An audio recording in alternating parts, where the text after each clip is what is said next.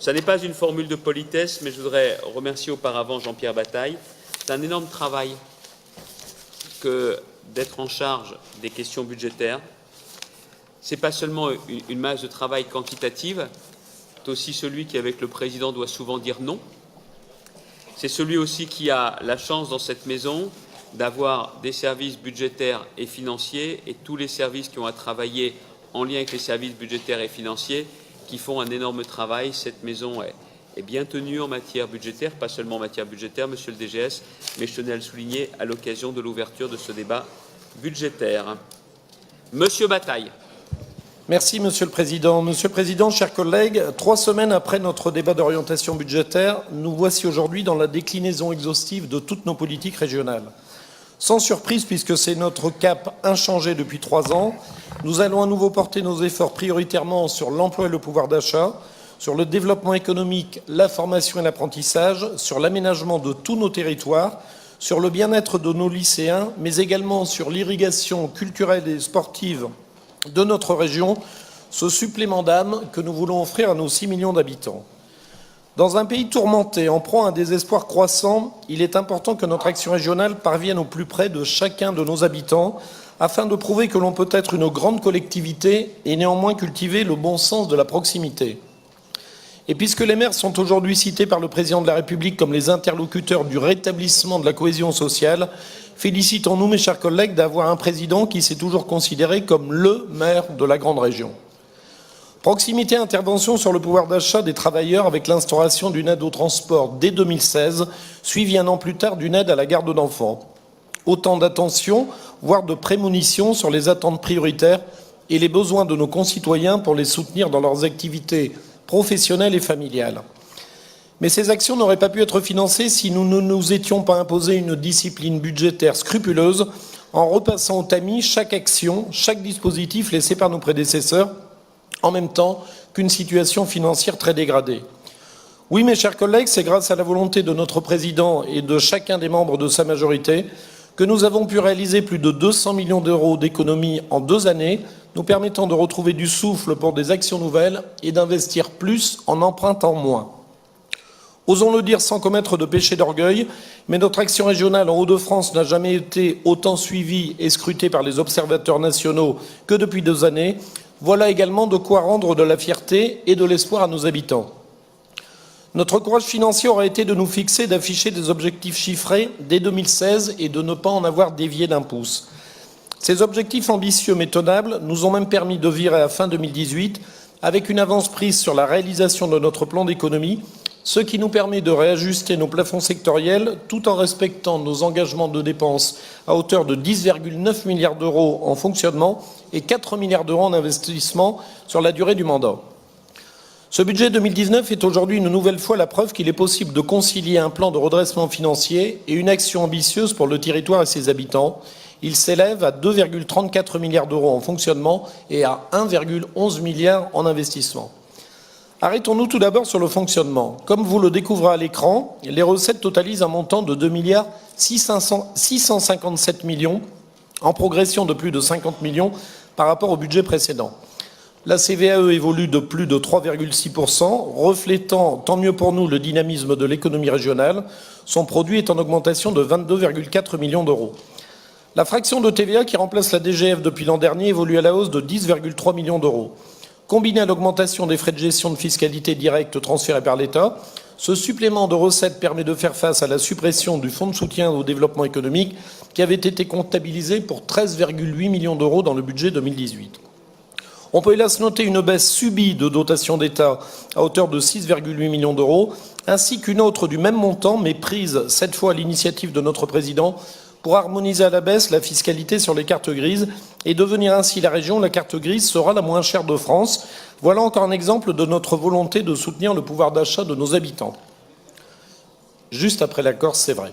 Le produit de cette taxe est estimé à 188 millions pour l'année 2019. Les fonds européens sont en léger recul en fonctionnement, mais augmentent fortement en investissement. Enfin, les autres recettes liées aux finances et en politique sectorielle augmentent de près de 41 millions d'euros suite aux évolutions de périmètre en formation professionnelle et en transport. J'y reviendrai ultérieurement. Côté dépenses, la section de fonctionnement s'ajuste à 2 338 millions d'euros, dont 1 824 millions de dépenses à périmètre comparable à celui de 2016. Ce budget est donc tout à fait stabilisé en 2019, avec des efforts sur la gestion de notre dette où les charges financières diminuent de 4,4 millions d'euros. Vous l'aurez compris, la hausse globale des dépenses de fonctionnement n'est la conséquence que de l'augmentation de notre périmètre d'action. Et si nos dépenses augmenteront de 37 millions d'euros, nos recettes, elles, progresseront de 50,5 millions d'euros, ce qui augmente notre épargne brute de 13 millions d'euros.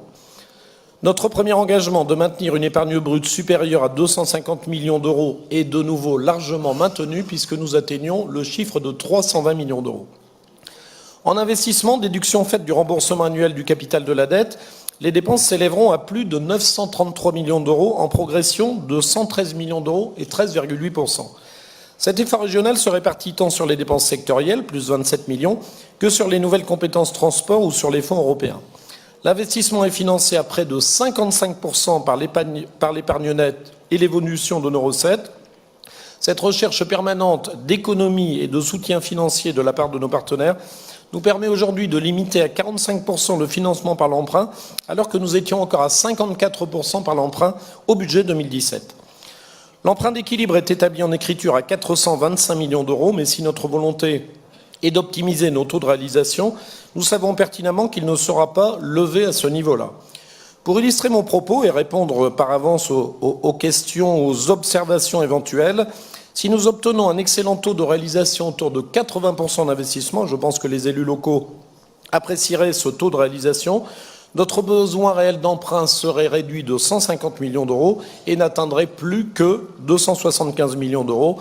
Vu le désendettement de 182 millions d'euros de la dette en capital, nous terminerions l'année 2019 avec une dette inférieure à celle du 31 décembre 2017. Il faut le souligner. Notre deuxième engagement est donc aussi tenu et la capacité de désendettement qui découle de cet équilibre sera de 10 années contre 10,6 en 2018 et 13,8 en 2016. Là encore, nous sommes dans la poursuite de notre trajectoire pour atteindre la cible de 9 années à 2021. Comme je le disais précédemment, le budget 2019 est marqué par des évolutions significatives dans le domaine des transports, de la formation professionnelle et dans une moindre mesure dans celui de l'apprentissage. S'agissant des transports, afin de maintenir la desserte des trains d'équilibre du territoire en région de France, le Conseil régional a décidé en septembre dernier de reprendre l'exploitation des lignes Paris-Amiens-Boulogne et Paris-Saint-Quentin-Maubeuge-Cambrai à compter du 1er janvier 2019. Cette reprise a été formalisée par la signature avec l'État d'un protocole d'accord qui prévoit premièrement le versement par l'État d'une dotation annuelle de 15 millions d'euros au titre du fonctionnement, permettant de financer une partie des 37 millions désormais à la charge de la région. L'accord prévoit aussi l'acquisition par l'État de 10 rames Régiolis pour le compte de la région et le versement d'une dotation globale de 250 millions d'euros. Mais je vois de ma place le clin d'œil complice de Franck Dersin qui nous expliquera ça bien mieux que moi. Du côté de la formation professionnelle, le budget 2019 marque l'engagement fort de la région dans le plan investissement compétences afin d'appuyer sur les évolutions engagées depuis le début du mandat, à savoir former plus de personnes, former mieux afin de favoriser l'accès à l'emploi durable. Ainsi, la déclinaison du PIC dans le pacte régional se traduit par une recette de 30 millions en 2019 et ce pacte, toujours en cours de négociation, représentera une recette potentielle pour la région de plus de 745 millions d'euros pour la période 2019-2022. Dans l'attente de la finalisation, nous inscrivons dans ce budget 12 millions d'euros en crédit de paiement et une DM ne manquera pas d'intervenir en cours d'année après la finalisation de cette convention. Enfin, 2019 sera le dernier budget du système actuel de financement de l'apprentissage. À compter de 2020, le nouveau mode de financement introduit par la loi du 5 septembre 2018 pour la liberté de choisir son avenir professionnel s'appliquera pleinement. La réforme de l'apprentissage sera mise en œuvre de manière progressive. Certaines mesures, comme l'assouplissement réglementaire de la durée du travail ou le versement des aides aux employeurs, seront mises en place dès 2019. C'est pourquoi nous avons anticipé ces mouvements financiers et n'avons plus inscrit évidemment dans notre budget 2019 que les aides pour les contrats engagés avant le 1er janvier 2019. Le vice-président Coulon ne manquera pas, lui également, de revenir sur ces modifications de périmètre. Voilà, en tout cas, ces ajustements budgétaires en termes d'apprentissage ne remettront en aucun cas notre conviction à au soutien à cette magnifique voie de formation qu'est l'apprentissage, de même que nous maintenons tous les crédits d'initiatives régionales pour accompagner les apprentis dans leur vie quotidienne. En résumé, avant que les vice-présidentes et vice-présidents présentent le détail de leur budget respectif, voilà comment va être globalement utilisé le budget 2019.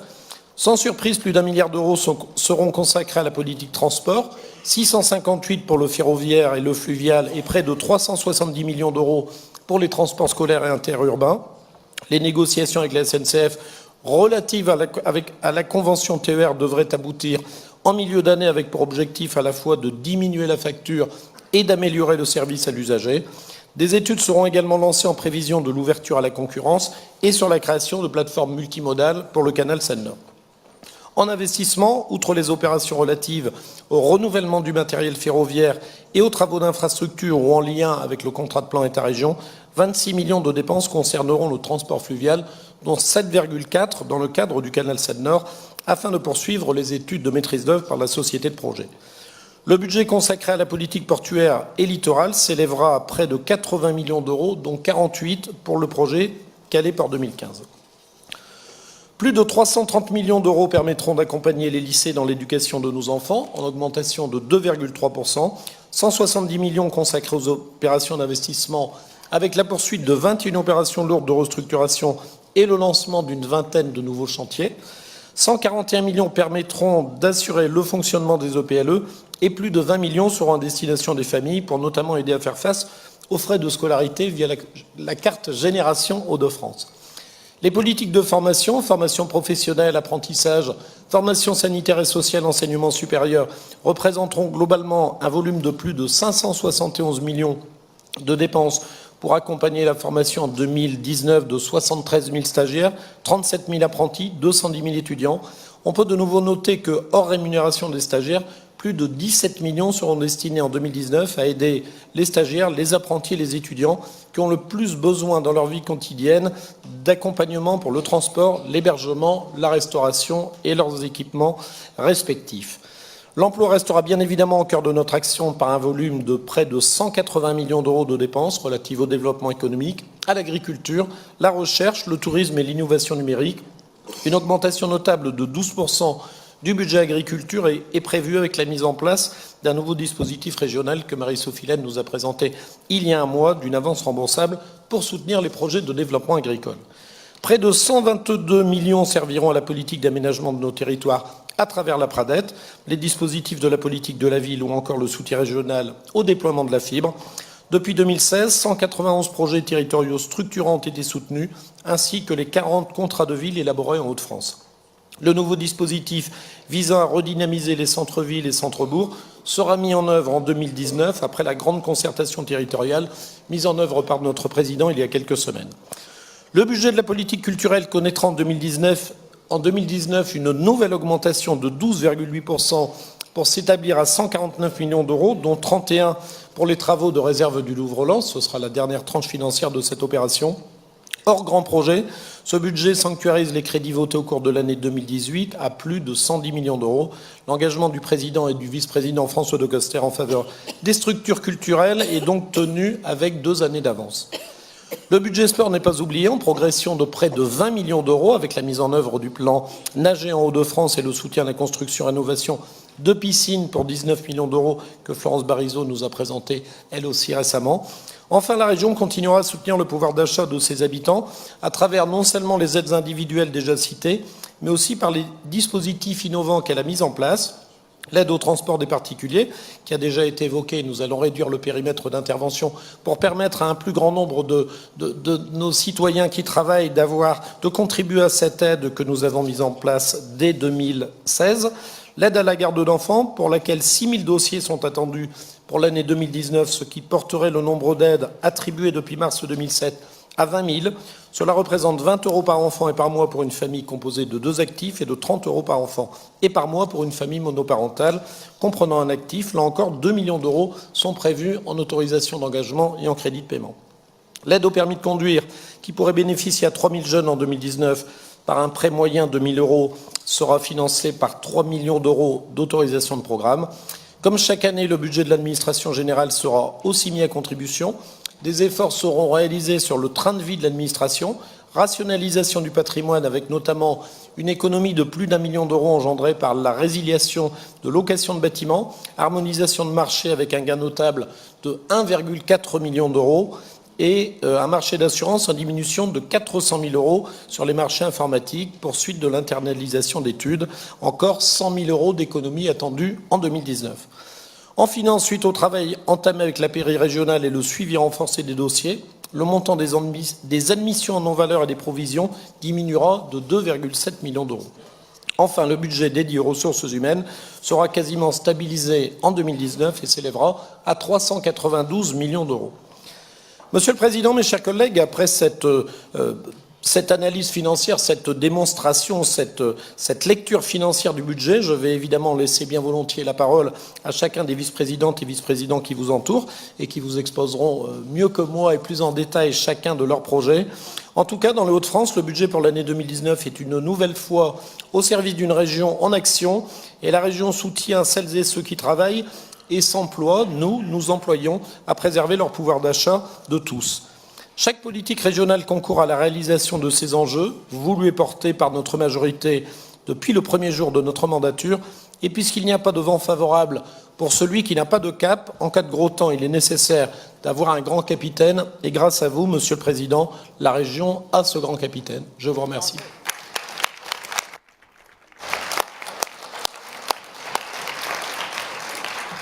Merci.